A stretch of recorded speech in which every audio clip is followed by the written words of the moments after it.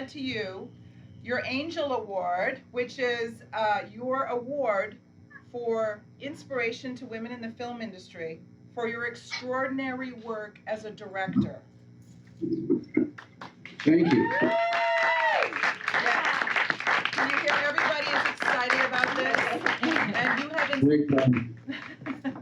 Very kind of you all. Thank you. You're welcome. We're gonna mail this to you, or FedEx it, or Uber Eats it over to your place. Absolutely, run it over. Okay. Would you like to talk to us about your career a little bit and just share with the audience, some wisdom. Oh, Jesus. Wisdom is not my long suit. I have people I can thank. Please. For example, I'd like to thank Stella Adler, my acting teacher. She had me from 16 or 17 till I was about 25. Right. She was a great woman, great teacher. Legendary. You must develop a passion for perfection, she said. And stop acting, darling. Be there. Stop acting, darling, yes. But I really learned a lot in filmmaking. I learned a lot from Alfred Hitchcock, from Howard Hawks, John Ford, Ernst Lubitsch, not personally, he was dead by the time, but I love his work. And those are probably the 4 or 5 most important directors in my career. I spent time with them. Hitchcock, watched him work, watched Hawks work, watched Ford work. And they all had something in common, which was they were in complete control. They knew what they were doing about everything.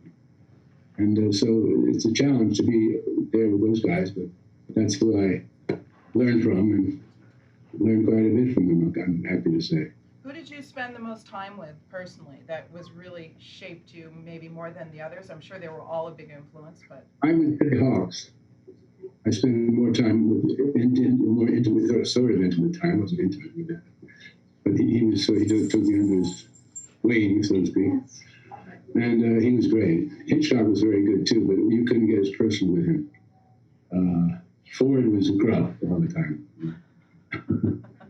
Ford was awfully difficult to talk to. He picked on you all the time. I can't remember the story about Ford. I'm not that good at these things.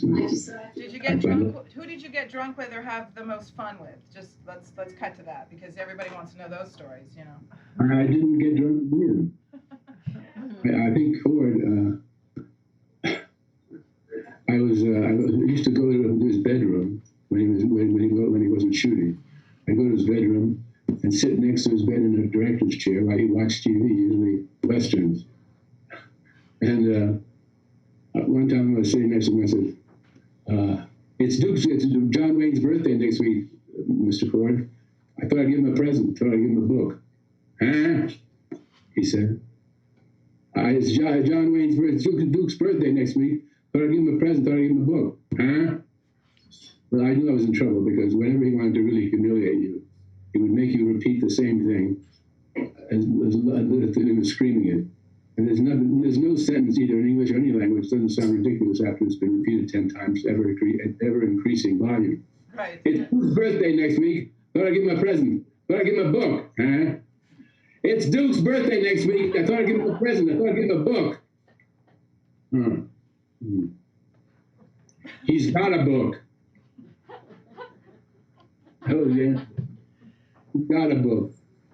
But he smiled. He did give me a smile after that. Hawks was different. Hawks was very sober and kind of straightforward, but he was fun too. He used to use the same, Hawks used to use the same dialogue or similar dialogue, or same scene with different dialogue.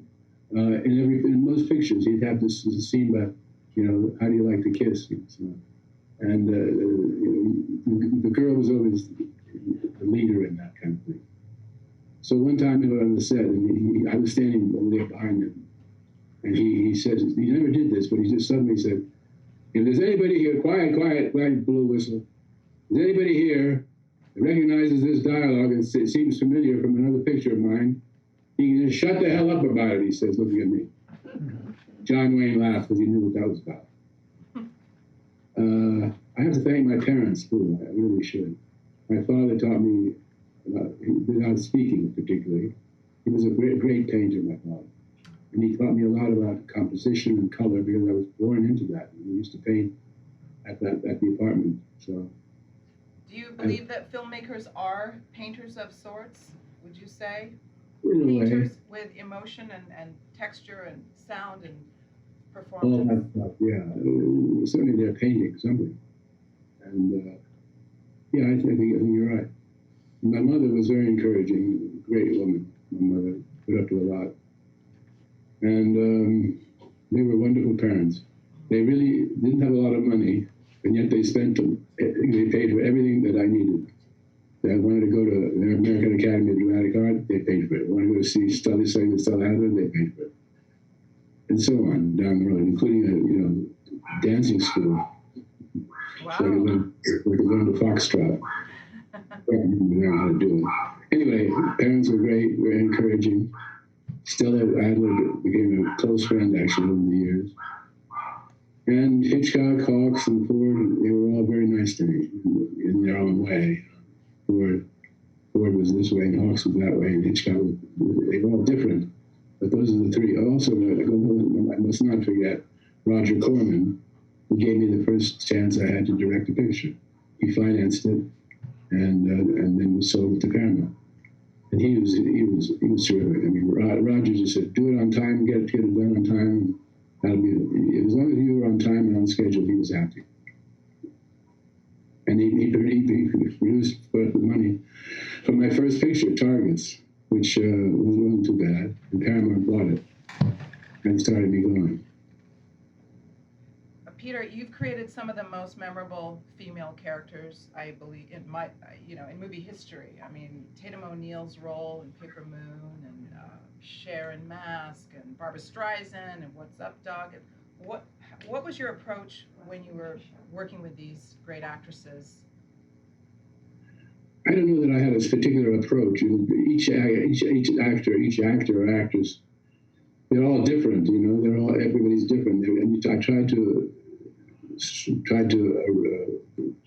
direct them, so to speak, for who they were, as opposed to having any kind of set rule. I tried to relax them as much as possible and make them feel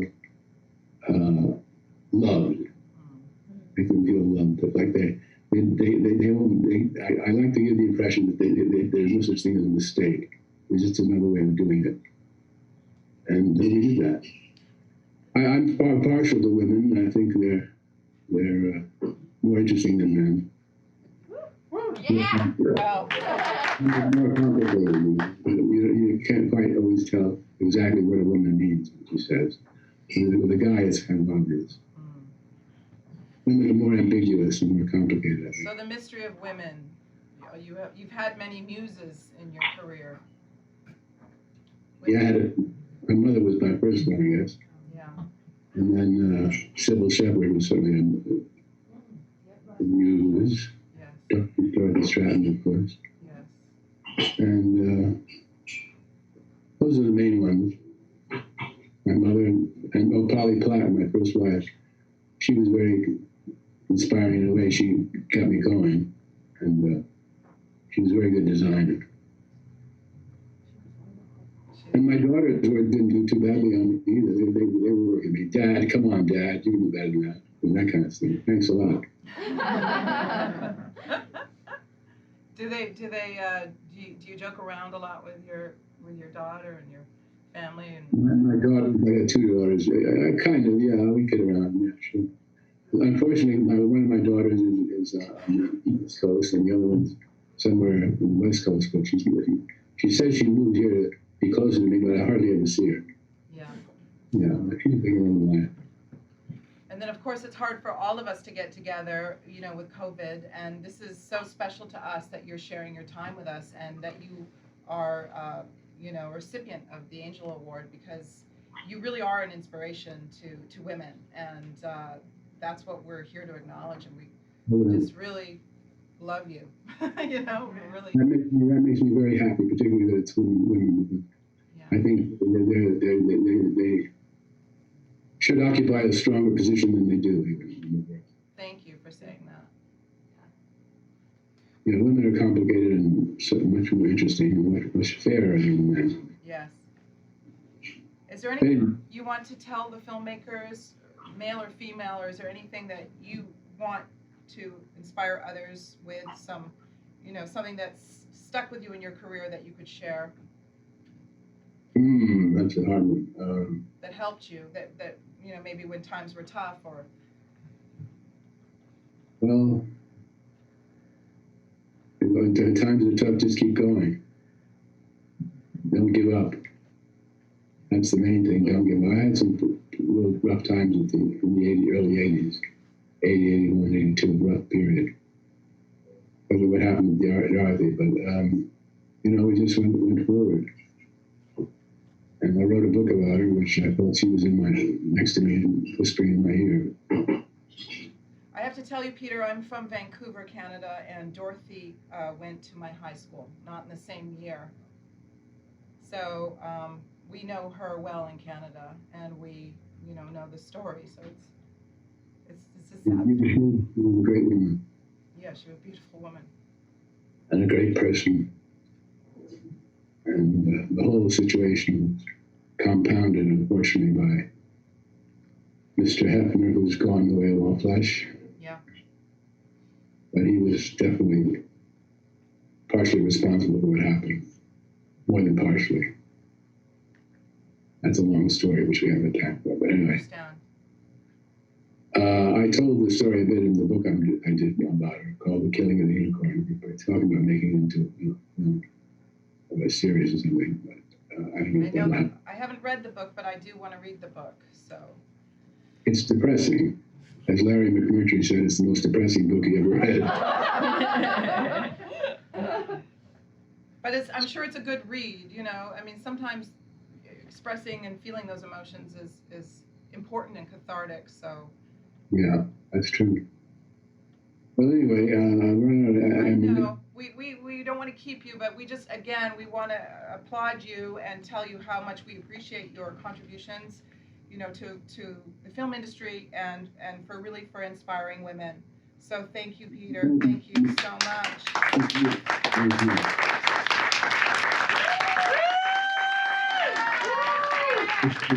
you.